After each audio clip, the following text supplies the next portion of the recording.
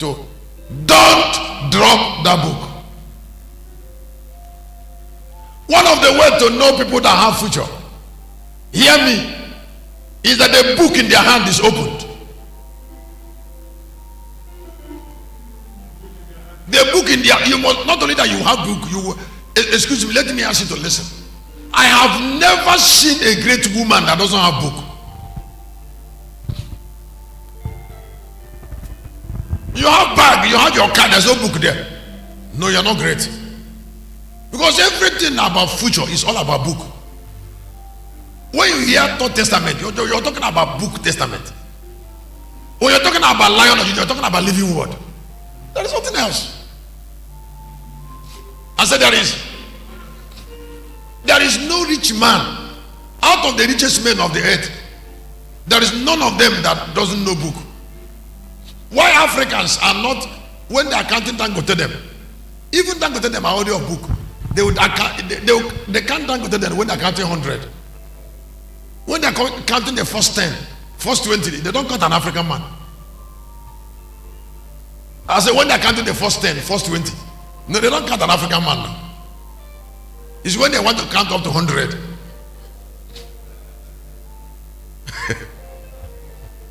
It's because Africans want to be rich without book. Let me tell you something. Book make them fatigue. Reading wearies them. Now, one of the ways to know activities of witchcraft is that it distracts people from book. I said witchcraft distracts people from reading. And it takes a lot of effort. If there's anything that's difficult on earth, it is reading. So you have to win battle to read. Particularly to read regularly. Book.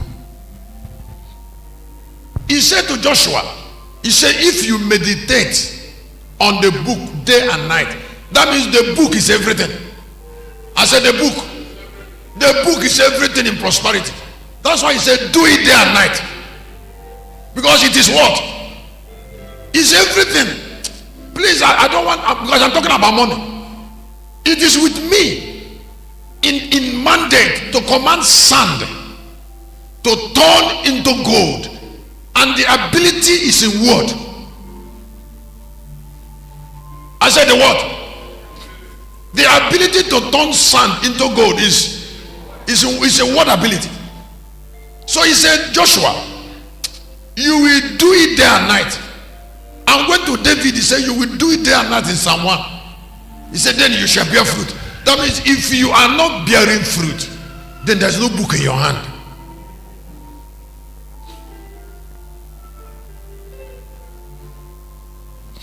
Excuse me. If you are here, you're hearing me, and you are doing business in a noisy place where you can't read, it is a sign that that business doesn't have future. Those who are rich are not in noisy places.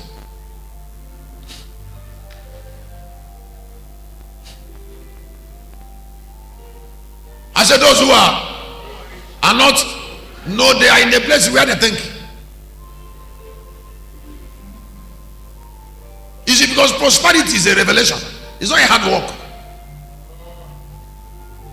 It's not looking for customers. I'm talking about rulers of the world, not those who are looking for money to eat food.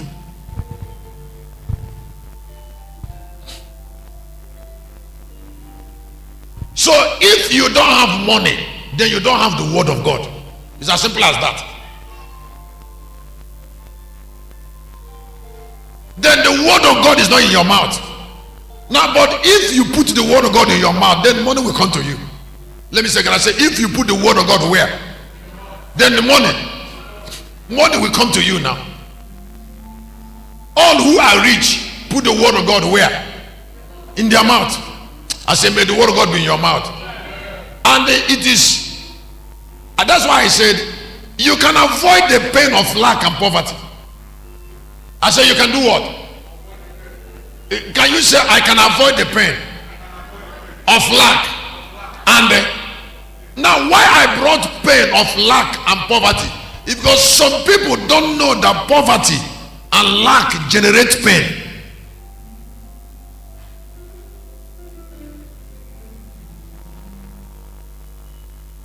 Is there anything that causes pain like lacking what you need? But this is avoidable pain. Because if you pay attention to the word of God, if you do what? If you pay quality attention, that something that doesn't look like God will leave your life alone. Let me say again. I said, if you pay attention to the word of God, things that doesn't look like God, when they meet the mirror, they will go away from your life. You cannot be looking at the mirror and they will remain, because the mirror will reveal them. I said, the fire will burn them out. The reason there are no churches in Ireland is because we don't grow preachers, we grow magicians.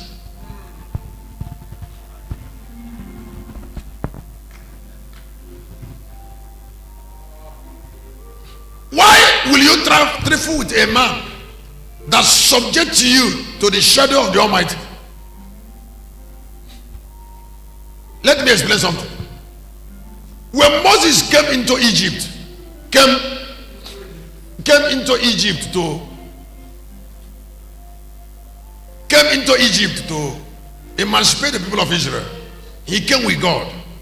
When he took Israel out, nobody mentioned Egypt, because security light has gone. I said, what has gone? Security light went. The moment that the people of Israel came out of the land of bondage with Moses, nobody said anything about Egypt again. The light, the journey continued, the story continued in the wilderness. That is how, when people become torch bearers, the story of God's light follow them.